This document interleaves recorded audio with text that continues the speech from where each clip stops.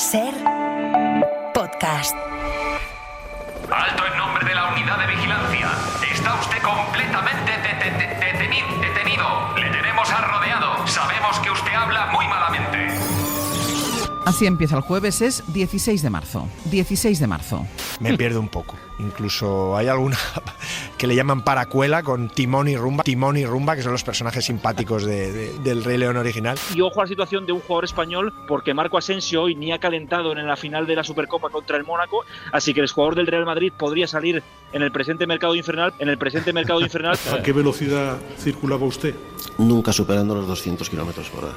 Pero los 5 guardias civiles que participaron en el atentado aseguran que iba a 215 y por tanto es delito. Jaén se convierte así en la única de las 8 capitales de provincia andaluzas,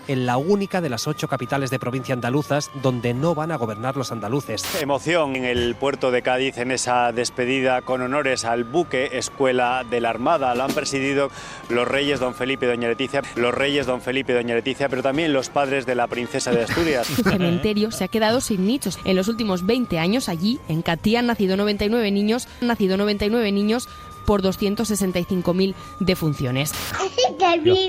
Desde luego. Increíble.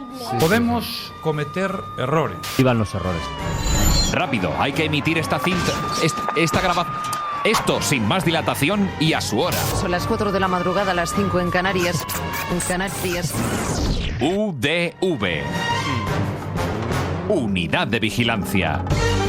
¿En qué informe estamos ya, Isaías? En el informe 819, que fechamos el 24 de enero, 24 de marzo para Ángels Barceló, que va muy deprisa, y un informe que comenzamos con algunos fenómenos extraordinarios registrados esta semana.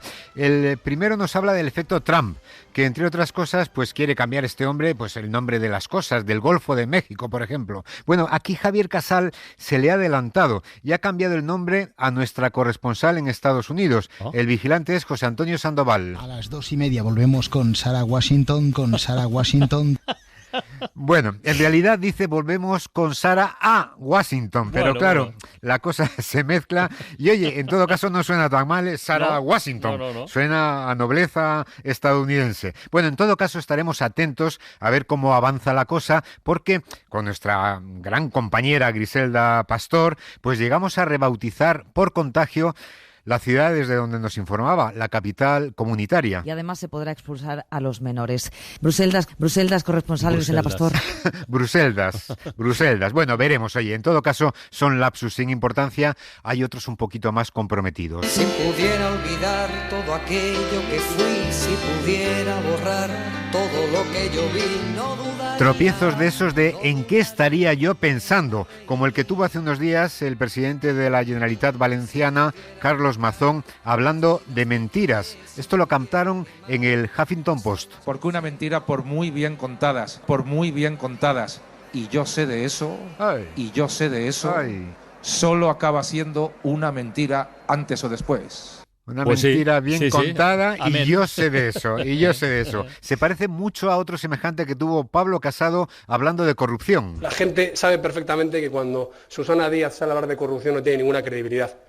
Que incluso cuando Felipe González viene a dar lecciones de corrupción tampoco tiene ninguna credibilidad. Pero el Partido Popular sí que tiene que tener credibilidad para hablar de corrupción. Porque es nuestra seña de identidad. Vaya. Repetimos, porque es nuestra seña de identidad. Es alucinante. Son estas construcciones que se hacen que nos hacen decir lo que no queremos decir, suponemos, ¿eh? Un poco antes también le pasó a Mariano Rajoy hablando de engaños. Lo que nosotros hemos hecho, cosa que no hizo usted, es engañar a la gente. En el Congreso de los Diputados. Y antes todavía, no por una mala construcción en este caso, sino por una confusión de verbos, Cospedal. Y hemos trabajado mucho para saquear a nuestro país, y lo vamos a seguir haciendo. Y hacer una política económica, presupuestaria y social para saquear a Castilla-La Mancha, Bueno, oye, los errores que se multiplican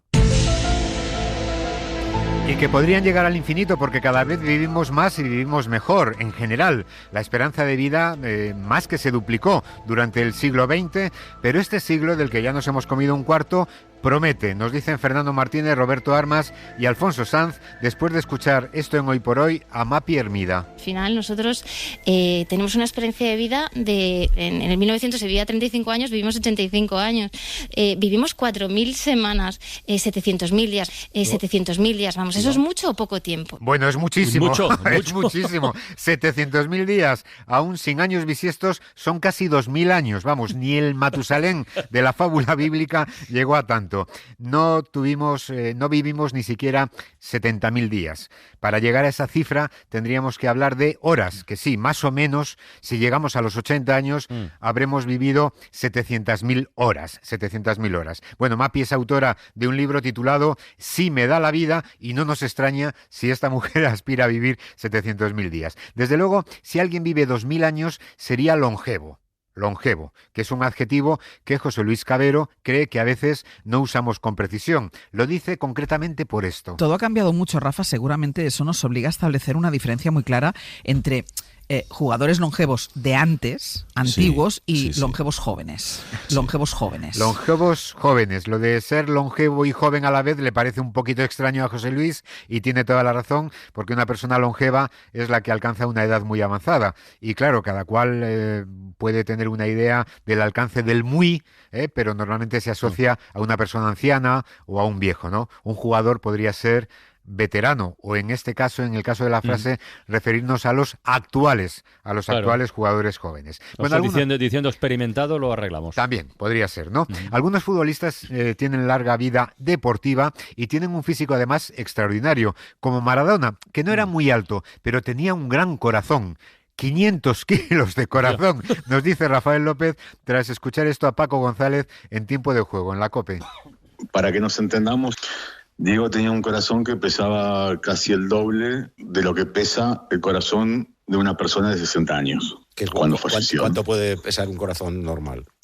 500 gramos, perdón. Uy, rozando el poste, casi dijo 500 kilos. Pero nuestros compañeros de deportes deben de tener un corazón así de grande y además una gran corpulencia para atravesar, por ejemplo, un río con un puente encima. Esto lo escuchó Isabel Garrote aquí en Ser Deportivos. Hablaban de la posibilidad de jugar el partido Barcelona-Real Madrid fuera de Barcelona y Javier Herráez dijo esto. Y el Madrid está en lo deportivo y en ir mejorando poco a poco. Cuando llegue ese río, cruzaremos con un puente. Cuando llegue ese río, cruzaremos con un puente.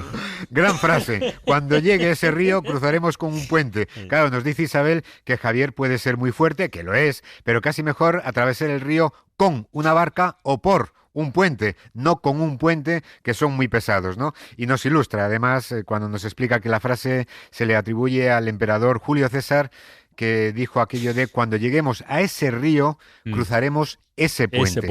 Esa sería la frase. Bueno, a veces confundimos frases, conceptos. Hay otras veces, muchísimas, que tropezamos con las cifras y cuando intentamos dar un dato aparentemente sorprendente, por elevado, resulta que es un bluff. Esto pasó en A Vivir, lo escuchó Marta Pascual, hablaban sobre cómo ha crecido el consumo de croquetas en nuestro país y dijeron esto. Sus ventas se han disparado un 100% en 100 años. 100% en 100 años. Pues parece que habla de esta empresa. Hombre, vamos a ver, que se dupliquen las ventas de croquetas en 100 años, cuando la población ha crecido más del 100%, sería un dato discutible, por bueno, ¿no? Un dato más bien malillo. No eran 100 años, era un poquito menos. Y Javier del Pino actuó en directo de Eficaz Vigilante. Sus ventas se han disparado un 100% en 100 años. No sé, no creo que sea la única. Igual no. No, en 5. Un 100% en 5 años. Bueno, eso es otra cosa. Un 100% en 5 años, desde luego ese sí que es un dato importante. Y en este informe se nos cuela también la policía.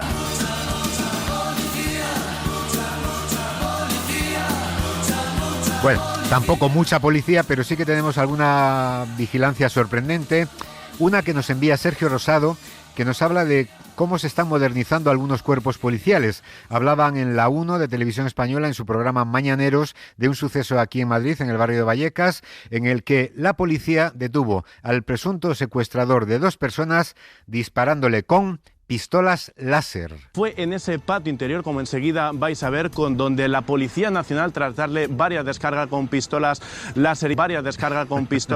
láser y también rociarle con gas pimienta. Bueno, no descartamos que sea así en un futuro, Francino, que esto va muy deprisa, pero cree nuestro vigilante, y nosotros también con él, que las descargas fueron con pistolas Taser, no con pistolas láser. Aunque siempre preferimos que usen pistolas láser a que la policía abata a un delincuente disparando a una compañera. Esto sucedió, según contamos, según confirmó nuestra propia compañera en Valencia, y me lo envía Julián Jiménez. Un hombre fue abatido de un tiro ayer en Torrent por agentes de la Policía Nacional. Iba armado con varios cuchillos. Cuando se presentó la policía, arremetió contra los agentes. Que repelieron la agresión disparándome, le desarmaron, le detuvieron y le trasladaron consciente a un hospital. Repelieron la agresión a Ana Talens, efectivamente, la pobre disparada para detener a este individuo. Bueno, no fue así, Francino, por fortuna no fue así. Un hombre fue abatido de un tiro ayer en Torrent por agentes de la Policía Nacional. Iba armado ese hombre con varios cuchillos, había asustado y amenazado a varios transeúntes. Cuando se presentó la policía, arremetió contra los agentes. Que repelieron la agresión disparándole, le desarmaron. Disparándole, eso efectivamente fue así. Pero en todo caso, claro, Carlos Matera Amat no ha desaprovechado la ocasión y con todo cariño para Ana Talens, pues le dedica a la pobre la viñeta de esta semana. Y Luis Miguel Bataller se sorprendió de las nuevas técnicas de investigación policial que nos contó Patricia Peiró, hablando con Juan Enrique Soto, inspector de policía y psicólogo. El primer caso en el que os empezasteis ahí a fregar, que os lanzasteis un poco, fue el del violador del búho. Empezasteis a fregar en el primer caso. Bueno, hay policías muy limpios, desde luego, pero en este caso no fregaban los policías, sino que bregaban. El primer caso en el que os empezasteis ahí a bregar, que os lanzasteis un poco. A bregar, se lanzaron un poco a ello. Bueno, hay otras en las que quizás nos pasemos de precisión y lleguemos por ese camino a la melonada, que es otro clásico de esta unidad. Yolanda Morán, por ejemplo, vigila este momento en A Vivir, que son 2 días, en el que Bru Rovira, hablando de inmigración, nos dice que el Hierro es una isla... Fíjate, los días que estuvimos en el Hierro, hacía un tiempo de 1000 diablos. El Hierro es una isla muy pequeña que está rodeada de mar. El Hierro es una isla muy pequeña que está rodeada de mar. El Hierro es una isla muy pequeña que está rodeada de mar. ¿Qué es lo que tienen las islas? Nos dice Yolanda, que están rodeadas de mar. También es evidente que el fuego arde. Oye, tampoco hace falta subrayarlo. Nos dice en este caso Inma Villar. Esto mientras los fuegos continúan activos en Eaton y en Palisades. Hace ya 3 semanas que el fuego arde, Bueno, normal, No es normal que lleve 3 semanas, sino que el fuego arda, dado que arder es sufrir la acción del fuego, según la definición escueta académica. Así que lo normal es que el fuego arda, como es normal que los fallecidos estén muertos, aunque a veces no hay tantos muertos. Y en este momento que nos envía Manuel López, lo escuchó en Radio 5, hablaban de la intoxicación por consumo de pringá, y claro, él no llega a saber si los fallecidos fueron 45. Los montaditos de pringá a los que se acusaba de estar detrás de una intoxicación que habría dejado una víctima mortal y 44 fallecidos. Una víctima mortal y 44 fallecidos se consumieron en una fiesta privada donde había muerto y 44 fallecidos. Bueno, fueron 44 intoxicados. Por fortuna, que siempre está mal resultar intoxicado, pero es mejor que morirse. Libertad, libertad, sin ira, libertad. Bueno, nuestros oyentes nos corrigen y con nuestros oyentes aprendemos mucho. Esta vigilancia de Álvaro Márquez, por ejemplo, que es muy fina. El vigilado tú, Francino. Ya te prevengo, no fue un error, fue un error en el contexto, podríamos decir. Te referías al histórico discurso de Adolfo Suárez, el de puedo prometer y prometo. Una de las frases, yo diría que una de las frases más conocidas de la transición, quizás sea aquella de Adolfo Suárez, ¿no? Puedo prometer y prometo. Puedo prometer y prometo, es verdad. Eso es famosa. Se recuerda mucho. Esa figura gramatical, por cierto, se denomina anáfora. Está muy bien que enseñemos. Sí. Esa figura gramatical se denomina anáfora. Sí que es verdad, pero en el contexto de todo el discurso, o sea, de un texto o de un poema, no en una frase aislada, porque la anáfora es la repetición de una o varias palabras al comienzo de distintos enunciados, ya sean versos de poemas o también oraciones en prosa, como por ejemplo lo hizo en el discurso Adolfo Suárez. Claro, sí. Y Yolanda Morán nos ilustra sobre algas bioluminiscentes, de las que Mario Panadero dijo que en España no existe este fenómeno, que es donde se ve la luz de esas algas con el movimiento del mar. ¿Alguna vez habéis visto bioluminiscencia? No, yo no. ¿Cómo? ¿Qué ¿Qué es una peli eso o qué? No, son unas algas que reflectan en la oscuridad. En España no hay. En España no hay. En España no hay. Bueno, pues nos dice Yolanda que no es cierto, que en España lo hay. Dice que se llama el mar de Ardora, así se llama el fenómeno, y se puede ver en Galicia, en la playa de Carnota, por ejemplo. Y nosotros lo hemos visto este verano, nos dice Yolanda, suscitando además de nuestra curiosidad, nuestra envidia. Y vamos con otro fenómeno clásico, el de los latinismos trastocados, que los tenemos un poco olvidados. Daniel Rodríguez nos manda este modus operandus que escuchó en Radio Alicante. Defensa también de que era necesario hacer, bueno, pues ese modus operandus de 34... Bueno, lo correcto es modus operandi. Sergio Rosado nos manda este de motu propio, en este caso propio, del presidente del Partido Socialista de Euskadi, Eneko Andueza.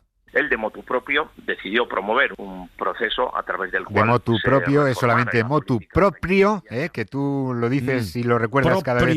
Propio, efectivamente, pero el error lo repetimos con cierta frecuencia. Y este otro que nos envía Yolanda Morán, creemos que no lo habíamos registrado todavía. Pero en este caso, el personaje, escogiendo a determinado autor, ya está marcando una barrera ideológica, digamos, ¿no? Pues tiene que escoger a alguien que esté de priori a favor de tu tendencia ideológica. De priori a favor. Bueno, muchísimo mejor a priori. Muchísimo mejor, ¿eh? No es obligatorio usar latinismos, ni anglicismos tampoco. Tampoco está prohibido.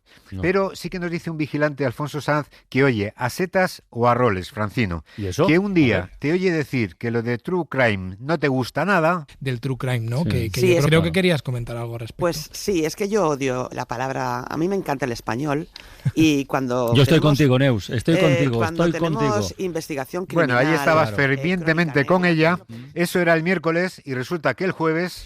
¿Y tú, Francino? Nombres propios en la ventana. Juan Enrique Soto, que vendrá con Patricia Peiró en la sección que tenemos de True Crime. Crime. Bueno, pues nada. Oye, pon el huevo a una o al otro, Tiene toda la razón. Tiene toda la razón nuestro vigilante. Palabras más. Bueno, tropezamos con latinismos, con anglicismos y con palabras castellanas también. Muchas veces por una letrita decimos cosas extrañas. Chus Martín dispara alto y vigila a la vicepresidenta Yolanda Díaz en su explicación por su abandono de Twitter. Yo no voy a formar parte de una red social que, está fundamentada en un uso de algoritmos para fomentar las ideas xenófobas. Xenófobas, que casi es más difícil, ¿no? Con xenófobas es suficiente. Se refería a la vicepresidenta al algoritmo, que no es lo mismo que el logaritmo. Esto nos lo recuerdan Ramón Corominas, Abelardo Moriñigo y José Manuel Asorey. En Estados Unidos no hay identificación como aquí por el DNI, por imagen, ni siquiera por huella dactilar. Entonces, a través de logaritmos... Bueno, pues nos dicen nuestros vigilantes a coro que creen que será por algoritmos, no por logaritmos. Y José Luis Cabero y José Manuel Polo se sorprendieron con este nuevo síndrome que no conocían. Las 8 primeras fueron archivadas porque la justicia italiana consideró que los menores sufrían el síndrome de alineación parental. Síndrome de alineación parental, que lo deben sufrir niños con padres obsesivos que les hacen formar en línea cada mañana. No sé, será algo así, porque el otro síndrome no es el de alineación, sino el de alienación parental. Y antes de irnos, Luis Rueda nos dice que nos liamos un poco tú y yo con Galdós y con tu cumpleaños, Francino. Corregíamos un error sobre el aniversario de la muerte de Pérez Galdós, un error que se produjo la víspera del día en que murió. Pero claro, nos llevó la emoción y nos armamos un lío. Era el 3 de enero de 2025 y decimos mañana se cumplen 104 años de la muerte de Benito Pérez Galdós y claro, considerando que murió en 1920, 104 años se cumplieron el año pasado, en 2024. Nació un 3 de enero Pérez Galdós. Pérez Galdós. Sí. Igual que yo. Mira, igual que tú, efectivamente. Bueno, yo te dije que sí, así, a las buenas, pero claro, el error que corregíamos se produjo el 3 de enero, víspera del aniversario de Galdós, que era el 4, y no era de su nacimiento, era de su muerte. Así que la vigilancia era correcta, pero el comentario posterior de que compartíais fecha de nacimiento, pues no, Francino. Sois del mismo signo del zodíaco, eso sí. Bueno, a mí también se me coló una I en la palabra secuela, me dice Mario Suárez. Con nuestros errores hablamos de películas pues con una recaudación extraordinaria, por ejemplo, ejemplo, por ridícula. Esto lo escuchó Jesús González cuando hablábamos en la ventana de la secuela de la película Bayana. Y ya no sabía decir ni película casi, me salía ahí una película después de la secuela, o no sé lo que dicen. Bueno, y a nuestro filósofo nos dicen Miguel Díaz y Rafael López, se le coló una segunda C en la palabra idiosincrasia. Los romanos, por ejemplo, tenían muy claro que la diosa de la fortuna configuraba una idiosincrasia de actuación muy singular, y de hecho los atributos que tenían eran muy peculiares. Bueno, lo sabe perfectamente José Carlos, pero nuestros vigilantes recuerdan que los rasgos, el carácter distintivo de un individuo o una colectividad es idiosincrasia. Pero oye, gracias a estas cosas hemos llegado a cubrir cada semana un informe de la Unidad de Vigilancia y a cumplir 20 temporadas que estamos celebrando este año y recordándolas además ahora con Cristina del Casar, que hoy viaja hasta la 8ª temporada. Casi no había nacido ella, 2011 a 2012. Unidad de Vigilancia Lingüística. 20 años de... Yo soy autocrítico conmigo mismo, que no me tiene que venir nadie a decirme si está bien o está mal. 8ª temporada. Durante la 8ª temporada de esta unidad de vigilancia nos llegó una de las mejores noticias de la democracia. ETA ha decidido el cese definitivo de su actividad armada. ETA dejaba las armas 43 años después. Lo que todos esperábamos es que el cese durase. Que sea justa y que sea duradera. No me va a salir la palabra. Para siempre. Gracias, Francino. Por cierto, al hilo de tu oyente anónimo, tuvimos etarras sin identificar. 3 presuntos etarras aún sin identificar. Se trata de Amets Ladislao, Ibai Currola y Javier Gutiérrez. También hay quien le dio un tinte más musical a la Kale Borroka. Le han arrojado huevos, tomates, así que este Batzuki sabe muy bien lo que es la Kale Borroka. Luego los vascos tienen fama de nacer donde quieren. En Bilbao, por ejemplo. En el acto que se ha celebrado en Bilbao, el presidente del PNV, Iñigo Urkullu. También de exagerados, pero me da que esto se extiende a todo el territorio. Con una alerta por olas de hasta 7 kilómetros. No está mal, pero donde esté una buena cuesta, que se quiten todas las olas. No es un puerto, pero es una cuesta terrible. Son apenas 300 kilómetros de ascensión, con un porcentaje del 23%. O sea que casi hay que subir andando, empujando la bicicleta. Luego están los niños que nacen creciditos. Al neonato de 36 años de vida se le detecta. Nació criado, pero me apuesto lo que sea a que sigue sin independizarse en 2025. Nos consolamos diciendo que más vale lo bueno breve que muchas veces. Y ya estaría. Luego está Coronas, que no sé muy bien a qué quiere animarnos. El que no chupa no mama. Frase para la posteridad, Carlas, que no chupa no mama. He visto... Y tan histórico, aunque quien se hizo historia fue esta compañera, que rifó una oreja. No sé si la del mismísimo Van Gogh o la de alguno de los miembros de la banda donostiarra. Recuerden que entre todas las llamadas sorteamos una oreja para el concierto de La Oreja de Van Gogh. Tenemos que continuar. ¿Una oreja he dicho? 20 temporadas de vigilancias. Dicho esto, he dicho, pues sí que se ha dicho. Bueno, como más vale lo bueno breve que 1000 veces leches, no sé qué, yo termino por aquí, que llega ya el filósofo. Recuerden nuestra dirección de correo, que es udv@cadenaser.com, y ya saben, si en algo nos hemos equivocado, que seguro... Lo siento mucho. Me he equivocado y no volverá a ocurrir. Isaías, feliz fin de semana. Igualmente para ti. Adiós. Para no perderte ningún episodio, síguenos en la aplicación o la web de la SER, Podium Podcast o tu plataforma de audio favorita.